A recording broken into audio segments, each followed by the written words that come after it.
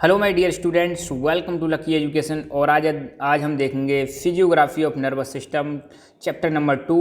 और human system में हमारा एक लास्ट सिस्टम बचा हुआ नर्वस सिस्टम, और इसका लास्ट टॉपिक है अपना क्या फिजियोग्राफी ऑफ नर्वस सिस्टम। इसके बाद हमारा चैप्टर 2 कंप्लीट हो जाएगा।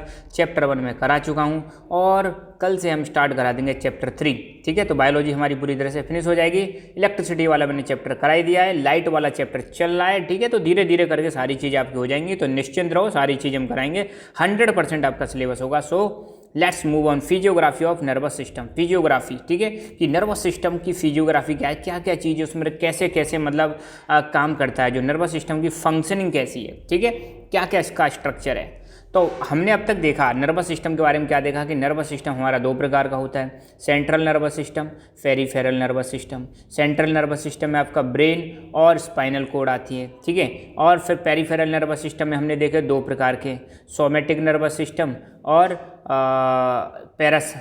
ऑटोमेटिक नर्वस सिस्टम, ठीक है। ऑटोमेटिक के भी फिर हमने 2 टाइप्स देखे। कौन कौन से 2 टाइप देखे? सिंपैथेटिक और पैरासिम्पैथेटिक। तो ये सारी चीज़ हम डिस्कस कर चुके हैं, इवन न्यूरॉन्स के बारे में भी हम डिस्कस कर चुके हैं, ठीक है।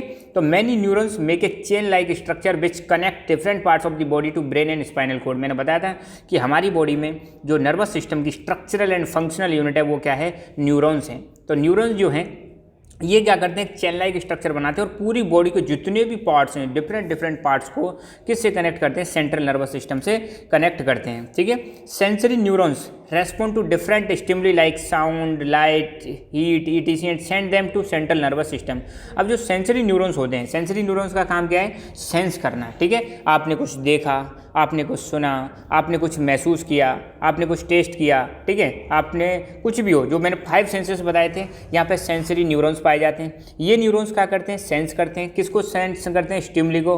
और फिर इस सिग्नल को कहाँ पर भेजते हैं? सेंट्रल नर्वस सिस्टम के पास भेजते हैं। कौन भेजते हैं? Sensory neurons.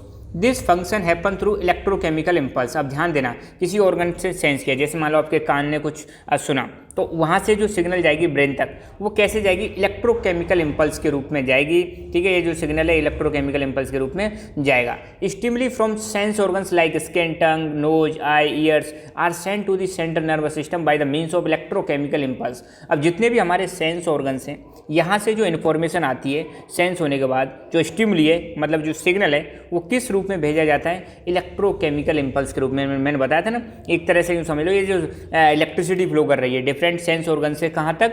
ब्रेन तक। तो ये सिग्नल जा रहा है किस रूप में? इलेक्ट्रोकेमिकल इम्पल्स के रूप में सिग्नल जाता है। फिर मैंने ये भी बताया था कि जो आपने न्यूरॉन्स होते हैं उनमें सिग्नल क्या हो जाता है? वीक हो जाता है। तो वीक सिग्नल को स्ट्रेंथ देने के लिए, उसको मजबूती प्रोवाइड करने के लिए, उसको स्ट्रॉन्ग बनाने के लिए न्यूरोट्रांसमीटर्स पाए जाते हैं। कहाँ पर? साइनेप्स। साइनेप्स में न्यूरोट्रांसमीटर्स पाए जाते हैं। साइनेप्स क्या है? एक न्यूरॉन का एक्शन और दूसरे न्यूरॉन का डेंड्राइट, तो उसके बीच में जो गैप होता है उसको बोलते हैं साइनेप्स, ठीक है। तो साइनेप्स में क्या पाए जाते हैं? न्यूरोट्रांसमीटर्स पाए जाते हैं। और ये न्यूरोट्रांसमीटर्स क्या करते हैं? सिग्नल को मजबूत कर देते हैं, ठीक है। Signals which are transmitted from central nervous system are sent to the sent through neurons to muscles and glands. अब ध्यान देना, पहले सेंस ऑर्गन से सिग्नल कहाँ पे गया? ब्रेन में गया।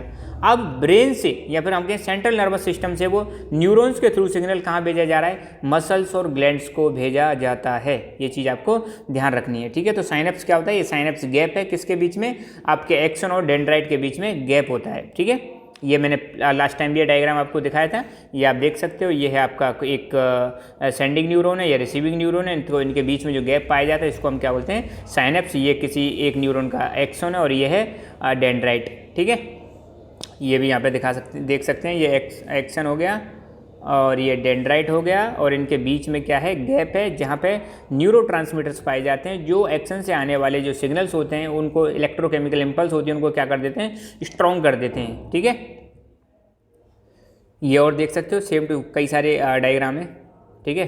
तो यहाँ पर हमारा जो सिस्टम है फिजियोग्राफी भी फिनिश होती है। तो एक बार फिर दोबारा से देख लो, human nervous system, peripheral nervous system और सेंट्रल नर्वस सिस्टम से मिलकर बना होता है। सेंट्रल नर्वस सिस्टम में ब्रेन और स्पाइनल कोड आते हैं। ब्रेन के 3 भाग होते हैं, फोर ब्रेन, मिड ब्रेन और हिंड ब्रेन। हिंड ब्रेन में सेरेबेलम, पोन्स और मेडुला ऑब्लिंगेटा ये होते हैं, ठीक है। फोर ब्रेन मैंने बताया था क्या क्या आता है?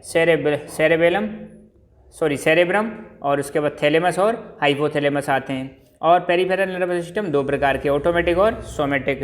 सोमेटिक वॉलेंट्री एक्शंस के लिए रेस्पॉन्सिबल है, ऑटोमेटिक इनवॉलेंट्री एक्शंस के लिए रेस्पॉन्सिबल है। ऑटोमेटिक के दो प्रकार, सिंपैथेटिक नर्वस सिस्टम और पैरासिम्पैथेटिक नर्वस सिस्टम। सिंपैथेटिक में क्या होता है, इमरजेंसी केस, ठीक है, उसमें एक्स्ट्रा एनर्जी चाहिए। पैरासिम्पैथेटिक मतलब एनर्जी को स्टोर करने में काम आता है, ठीक है, उस समय एक्टिवेट होता है जब बॉडी रेस्ट कंडीशन में होती है। तो यहाँ पर हमारा नर्वस सिस्टम वाला टॉपिक भी खत्म हुआ। इसके बाद फ्यूचर में जब हमारा सिलेबस हो जाएगा तो उसके बाद हम रिवीजन वीडियोज बनाएंगे, उसमें क्वेश्चंस रिवाइज करेंगे और क्वेश्चन देंगे, चैप्टर बाई चैप्टर क्वेश्चन लेंगे और ऐसे करके हम चीज़ों को आगे रिवाइज करते चलेंगे। फिलहाल फर्स्ट फोकस हमारा किस पे होगा, कोर्स फिनिश करने पर होगा, ठीक है। तो तब तक के लिए खुश रहो, जीते रहो, मुस्कुराते रहो, keep learning, keep enjoying. Thank you.